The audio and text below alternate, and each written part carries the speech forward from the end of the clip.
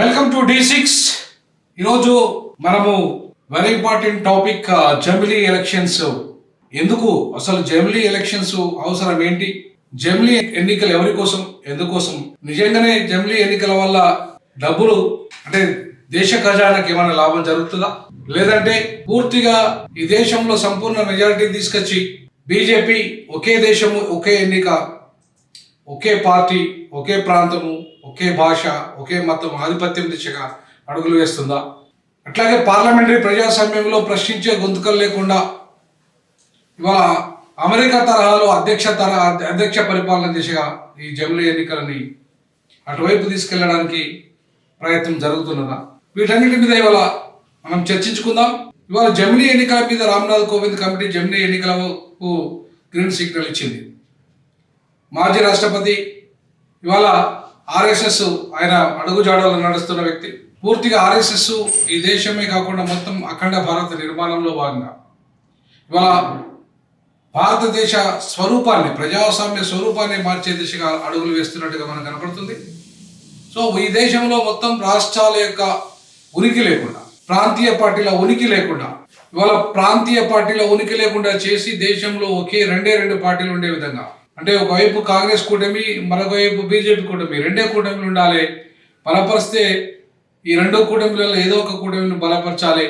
ఇవాళ ఒకే వ్యక్తి ద్వారా ఇవాళ ఎన్నికలు వచ్చే విధంగా, అంటే ఒకే వ్యక్తి చుట్టూ దేశమంతా తిరిగే విధంగా అధ్యక్ష తరహా పరిపాలన విధానాన్ని తీసుకురావడంలో భాగంగానే ఇవాళ మనకు జమిలీ ఎన్నికలకు ఇవాళ బీజేపీ కసరత్తు చేస్తున్నట్టు కనబడుతుంది. అంటే జమిలీ ఎన్నికల ద్వారా మొత్తం భారత రాజ్యాంగ స్వరూపమే మారే అవకాశం ఉంది. భారత రాజ్యాంగ మౌలిక స్వరూపమే మార్చే అవకాశం ఉంది. ప్రజాస్వామ్య విధానమే మార్చే అవకాశం ఉంది. అధ్యక్ష తరహా ఎన్నికలకు పోయే కార్యాచరణే ముందుకు వచ్చే అవకాశం ఉంది. లేకపోతే జమిలీ ఎన్నికల యొక్క అవసరం ఏంటి? 78 సంవత్సరాలు అవుతుంది. 75 సంవత్సరాల స్వతంత్ర భారతదేశంలో రాజ్యాంగం ఏర్పడి 75 ఏళ్ళు అయిపోయింది. ఇవాళ ఆర్ఎస్ఎస్ 100 ఏళ్ళు ఇవాళ 2025లో వస్తున్న క్రమంలో దీన్ని తొందరగా ఆమోదించి, జమిలీ ఎన్నికల విధానాన్ని ఆమోదించి, తర్వాత సెన్సస్ దిశగా అడుగులు వేయడమా, లేదంటే సెన్సస్ని డీలిమిటేషన్ అనే విధానానికి స్వస్తి పలకడమా? ఒకవైపు 2026లో డీలిమిటేషన్ రాబోతుంది. ఆ డీలిమిటేషన్ మొత్తం దేశ రాజకీయాన్ని మార్చేసే కార్యాచరణగా రూపుదిద్దుకునే పరిస్థితి వస్తుంది. ముఖ్యంగా 2026లో డీలిమిటేషన్ వస్తే ఈ దేశంలో నిజంగానే ఇవాళ ఖచ్చితంగా బీజేపీ మీద పెద్ద బాంబు పడే అవకాశం ఉంది. బీజేపీ విధానాలను ఇవాళ ప్రశ్నించే పరిస్థితి రాబోతుంది. కాబట్టి ఇవాళ బీజేపీ యొక్క అస్తిత్వం ఈ దేశంలో కనుమరుగు కాకుండా ఉండాలంటే, అట్లాగే ఎన్డీఏ కూటమి కనుమరుగు కాకుండా ఉండాలంటే దీన్ని జమిలీ ఎన్నికల రూపంలో మొత్తం దేశ స్వరూపాన్ని మార్చే, అంటే ప్రజాస్వామ్య పరిపాలన మాదిరిగానే ఉంటుంది. కానీ ఈ అధ్యక్ష తరహా పరిపాలన అంటే ప్రధానమంత్రి స్థానంలో అధ్యక్షుడు వస్తాడు. ఒక వ్యక్తి పరిపాలన ఇవాళ పూర్తిగా దేశ స్వరూపాన్ని మార్చే దిశగా, ఒక వ్యక్తి చేతిలో ఇవాళ మొత్తం ప్రజాప్రభుత్వాన్ని పెట్టే దిశగా ఇవాళ అమెరికా అధ్యక్ష తరహా పరిపాలన దిశగా ఇవాళ అడుగులు వేస్తున్నట్టుగా కనపడుతుంది. ఎందుకంటే ఇంత పెద్ద ప్రజాస్వామ్య దేశము, 145 కోట్ల జనాభా ఉన్న ఈ దేశాన్ని, 45 కోట్ల జనాభా ఉన్న దేశం, అంటే 25 కోట్ల జనాభా ఉన్న అమెరికా ఇవాళ 145 కోట్ల దేశంతో ఎన్నిక, అక్కడ 25 కోట్ల జనాభాలోని అధ్యక్ష తరహా పరిపాలన తీసుకురావడం ఎంత కష్టమో మనం అమెరికా ఎన్నికలు వాటి యొక్క నిర్వహణ చూస్తున్నాం. మరి అదే 145 కోట్ల ఇవాళ ప్రజల ఉన్న ఈ దేశంలో ఇంత పెద్ద ప్రజాస్వామ్య దేశాన్ని ఇవాళ అధ్యక్ష తరహా పరిపాలన దిశగా అడుగులు వేయాలంటే సాధ్యమయ్యే పరిస్థితేనా?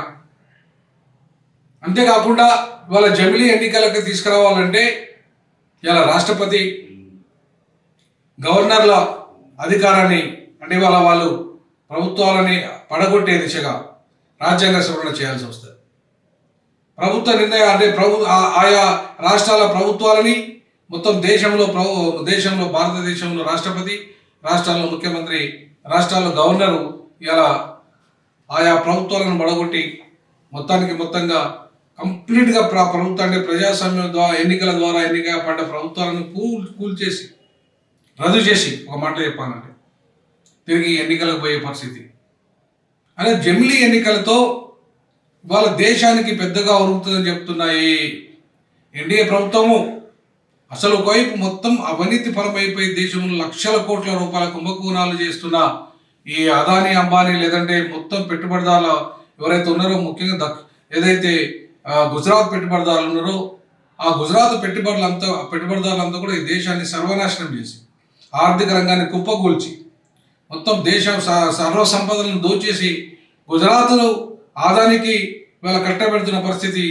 కాబట్టి అదాని వైపు పూర్తి స్థాయిలో అదాని వైపు కంప్లీట్గా ఇవాళ రాజకీయాలు ఇవాళ మొత్తం జేపీసీ ఏర్పాటు చేసేసి అదాని కుంభకోణాలను బయట పెట్టాలని చెప్పేసి ఇక్కడ ఒకవైపు చర్చ జరుగుతున్న క్రమంలో ఒకవైపు రాహుల్ గాంధీ పూర్తి స్థాయిలో దాని మీద జేపీసీ ఏర్పాటు చేయాలని చెప్పేసి డిమాండ్ చేస్తున్న క్రమంలో ఇవాళ జమిలీ ఎన్నికలు మొత్తం ఇట్లాంటి పెట్టుబడిదారుల సహకారంతో, అంటే అమెరికా ఎట్లయితే పెట్టుబడిదారుల సహకారంతో ఇవాళ అధ్యక్ష తరహా ఎన్నికలను ఫేస్ చేస్తున్నదో మరి అట్లాంటి పెట్టుబడిదారు విధానాలకు ఒత్తాసు పలికే విధంగా ఈ దేశంలో ఒక వ్యక్తి చుట్టూ, అంటే అధ్యక్షుని చుట్టూ ఈ దేశ వ్యవస్థను పార్లమెంటరీ ప్రజాస్వామ్య వ్యవస్థను దాని స్థానంలో అధ్యక్ష తరహా పరిపాలన తీసుకొచ్చి ఇవాళ ఏ విధానం అయితే జమిలీ ఎన్నికల విధానం అయితే రాబోతున్నదో దానికి బీజేపీ ఒక ప్రయత్నం చేస్తున్నదో ఇది అఖండ భారత నిర్మాణంలో భాగంగా జరుగుతున్న కార్యాచరణగా మనం చూడాలి. ఎందుకంటే 1947 కంటే ముందు ఏ అఖండ భారత్ ఏదైతే అంటే బ్రిటిష్ వాళ్ళు ఈ దేశాన్ని నుండి వెళ్ళిపోక ముందు ఏ అఖండ భారత్ అయితే ఇవాళ మనం చూసాము మొత్తం ఆ ప్రాంతాలన్నింటినీ కలుపుకునే దిశగా, ఆ దేశాలన్నింటినీ భారత్లో విలీనం చేసుకునే దిశగా, అట్లాగే మొత్తం పెద్ద సైన్యాన్ని ప్రపంచంలో చైనాను ఎట్లయితే ఎదుర్కొనే పరిస్థితి, చైనాను ఇలా అమెరికాను ఎదుర్కొనే సత్తా గల దేశంగా సర్వ సైన్యాధ్యక్షుడిగా ఇవాళ అధ్యక్షుడు ఉంటాడు. ఇవాళ మొత్తం పార్లమెంటరీ సిస్టాన్ని టోటల్ తన కంట్రోల్లో పెట్టుకోవడానికి ఇవాళ అధ్యక్షుడు పరిపాలన చేస్తాడు. అంటే మొత్తంగా అమెరికా అధ్యక్షుడు ఎంతైతే పవర్ఫుల్లో ఇలా భారతదేశ అధ్యక్షుడు కూడా అంతే పవర్ఫుల్గా మారే పరిస్థితి ఈ జమిలీ ఎన్నికల తర్వాత రాబోయే పరిస్థితి ఉంది. ఆ దిశగా అడుగులు వేయడానికి మాత్రమే ఇలా ఈ జమిలీ ఎన్నికల పేరు మీద మనం ఒకేసారి డబ్బులు ఖర్చు ఆదా చేసుకుంటామని చెప్పేసి ఏ నినాదం అయితే ముందు తీసుకొస్తున్నారో దీని వెనుక పెద్ద కుట్ర దాగి ఉంది. జమిలీ ఎన్నికల వెనుక పెద్ద కుట్ర దాగి ఉందనడానికి ఇవాళ అనేక ఉదాహరణలు మనకు కనపడుతున్నాయి. ఈ దేశంలో 565 సంస్థానాలుగా విలీనమైన భారతదేశం మెల్లమెల్లగా ప్రాంతీయ పార్టీలు అన్నింటినీ కనుమరుగు చేస్తూ రెండు జాతీయ పార్టీలు ఇవాళ భారత రాజకీయ చిత్రపటంలో కనపడే విధంగా 2 కూటములు వచ్చాయి. ఒకటి ఎన్డీఏ కూటమి, రెండవది ఇండియా కూటమి. అమెరికా తరహాలో 2 కూటములు ఉన్నట్టుగానే ఇండియాలో కూడా 2 కూటముల దిశగా భారత ప్రజాస్వామ్య వ్యవస్థను ఇవాళ తీసుకెళ్తున్న పరిస్థితి. అదే క్రమంలో ఇవాళ తిరిగి అదే ప్రధానమంత్రి స్థానంలో అధ్యక్షుడిని పెట్టేసి వాళ్ళ ఒక వ్యక్తి ప్రజాస్వామ్యం, అంటే మొత్తం భారతదేశ ప్రజాస్వామ్యాన్ని కాస్త వ్యక్తి ప్రజాస్వామ్యం వైపు తిప్పే విధంగా మొత్తం వ్యవస్థలన్నింటినీ కంప్లీట్గా, అంటే 565 సంస్థానాలుగా విలీనమైన భారతదేశము వివిధ ప్రాంతీయ పార్టీల అస్తిత్వమే లేకుండా, రాష్ట్రాల అస్తిత్వమే లేకుండా కేంద్రమే నిజమైంది, రాష్ట్రాలు మిథ్య అనే పరిస్థితి. అని అంతకుముందు భారతదేశం ఎట్లయితే ఉండేదో ఆర్టికల్ 1 ఏం చెప్తుంది? Article 1 India that is Bharat union of states. ఆ స్టేట్స్ అన్ని కలిపితే భారతదేశము. కానీ ఇప్పుడు భారతదేశం అంటే ఒక్క యూనియన్ అనే పరిస్థితి. ఇలా మొత్తం అధికరణ 1ను కంప్లీట్గా మార్చుకునే పరిస్థితి. భారతదేశం అంటే ఒక వ్యక్తి చేతిలోనే మొత్తం వ్యవస్థ నడిచే విధంగా, అంటే ఒక వ్యక్తి శాసిస్తే దేశం నడవాలి అనే పరిస్థితి ఇవాళ వచ్చే పరిస్థితి ఇవాళ మనకు ఆ వ్యక్తి చుట్టూ ఎట్లయితే నరేంద్ర మోడీ చుట్టూ ఎట్లయితే మొత్తం భారత రాజకీయాలు తిరుగుతున్నాయో, రేపు మొత్తం ఆయన అధ్యక్షుడు అయితే మొత్తం దేశంలో మొట్టమొదటిసారిగా అధ్యక్ష తరహా పరిపాలన తీసుకురావడానికి నరేంద్ర మోడీ ప్రయత్నం చేస్తున్నారు. ఆ దిశగా అడుగులు వేయడంలో భాగంగానే ఇవాళ జమిలీ ఎన్నికల విధానాన్ని రూపుదిద్దుకుంటుంది. ఆ జమిలీ ఎన్నికల విధానాన్ని మొత్తం ప్రజాస్వామిక వ్యవస్థలో వ్యక్తి నియంతృత్వాన్ని తీసుకొచ్చే దిశగా ఇవాళ అడుగులు వేస్తున్న కార్యాచరణ మనకు కనబడుతుంది.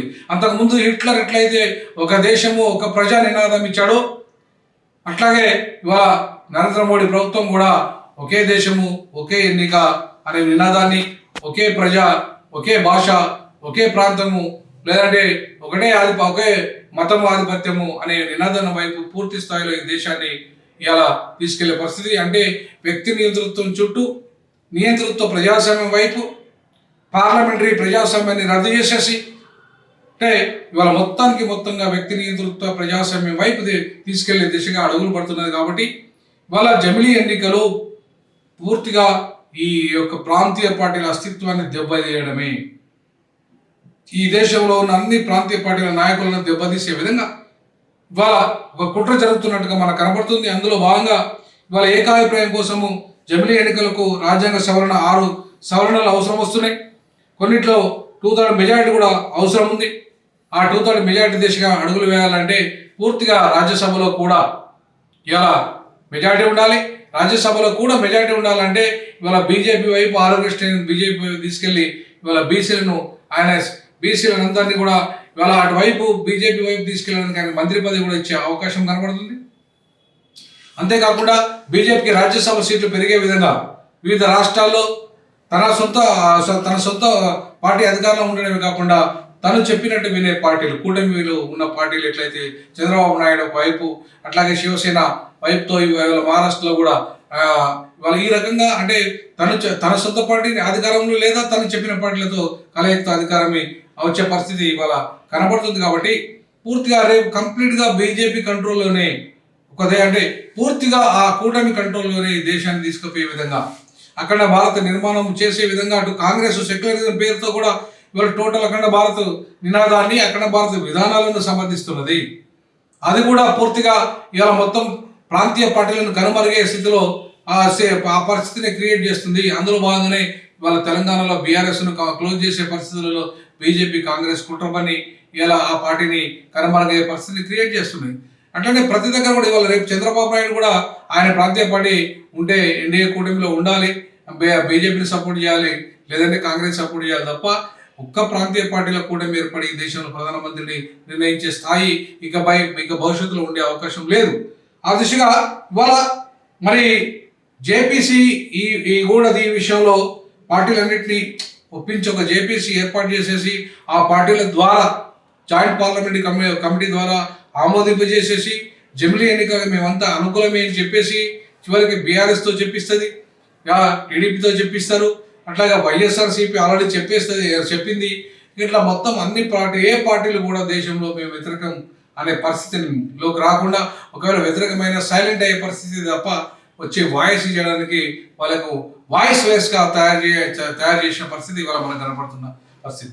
కాబట్టి ఇవాళ స్పష్టంగా ఈ దేశాన్ని వ్యక్తి నియంతృత్వ ప్రజాస్వామ్యము, జమిలీ ఎన్నికల యొక్క లక్ష్యం వ్యక్తి నియంతృత్వ ప్రజాస్వామ్యం వైపు, పెట్టుబడిదారీ వర్గాల ప్రయోజనం వైపు, పేదల పొట్టగొట్టే వైపు, అంతేకాకుండా ఇవాళ కంప్లీట్గా ఆధిపత్య వర్గాలు సంపన్న వర్గాలని ఇలా అధికారం తీసుకొచ్చుకునే వైపు జమిలీ ఎన్నికల విధానం వెళ్తుంది. కాబట్టి దీని ప్రజాస్వామికవాదులు, ప్రాంతీయ పార్టీల నేతలు, అంతేకాకుండా ఎవరైతే నిజమైన ప్రజాస్వామ్యాన్ని ప్రజలందరి యొక్క భాగస్వామ్యాన్ని కోరుకునే వ్యక్తులు ఎవరైతే ఉన్నారో దీన్ని వ్యతిరేకించాల్సిన అవసరం ఉంది.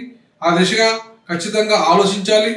భారతదేశము 78 సంవత్సరాల ప్రజాస్వామ్య పరిపాలన పోయి వ్యక్తి నియంతృత్వం చుట్టూ వ్యవస్థను ఇలా టోటల్గా హిట్లర్ ఆలోచన విధానం, అట్లాగే హిట్లర్ ఆధిపత్య విధానం ఏదైతే ఉందో అదొక మతం, పూర్తిగా ఒక హైందవ మతం, పూర్తిగా ఆర్య బ్రాహ్మణ మతం, విదేశీ మతమైన ఆర్య బ్రాహ్మణ శక్తుల యొక్క ఆధిపత్యం ఇవాళ కొనసాగించే క్రమంలో మనం జమిలీ ఎన్నికలను చూడాల్సిన అవసరం ఉంది. ఆ దిశగా ఇవాళ ప్రజలు ఆలోచించాలని, ఖచ్చితంగా తిరుగుబాటు ప్రజల నుండి వస్తే ఏ పార్టీ అయినా వెనకపోతుంది. కాబట్టి ఈ జమిలీ ఎన్నికలను రాజకీయ పార్టీలు అట్లాగే ప్రజలు దాన్ని ముఖ్యంగా ప్రాంతీయ పార్టీలు ప్రజలంతా కూడా దీన్ని వ్యతిరేకించాల్సిందిగా విజ్ఞప్తి చేస్తా ఉన్నాను. దయచేసి ఇవాళ మనం ఈ ఛానల్ దక్షిణాది ప్రాంత ప్రజల యొక్క అస్తిత్వాన్ని, ఆత్మగౌరవాన్ని, ప్రాంతీయ పార్టీల అస్తిత్వాన్ని కాపాడే ఛానల్ కాబట్టి మీరు అందరూ ఈ ఉద్యమానికి సహకరించాల్సిందిగా నేను మనవి చేస్తా ఉన్నాను. తప్పకుండా మీరు ఆదరించాల్సిందిగా కోరుకుంటున్నాను. తప్పకుండా మీరు సబ్స్క్రైబ్ చేయడము, షేర్ చేయడము, అలాగే లైక్ చేయడము దయచేసి మీరు మర్చిపోకండి. మన సౌత్ ఇండియా అస్తిత్వాన్ని ఆత్మగౌరవాన్ని కాపాడుతున్న ఏకైక ఛానల్ D6ను ఆర్థికంగా కూడా ఆదరించండి, దక్షిణాది ఉద్యమాన్ని బలపరచండి. అందుకే మీకు విజ్ఞప్తి చేస్తామని తప్పకుండా ఆదరిస్తారని నేను కోరుకుంటున్నాను.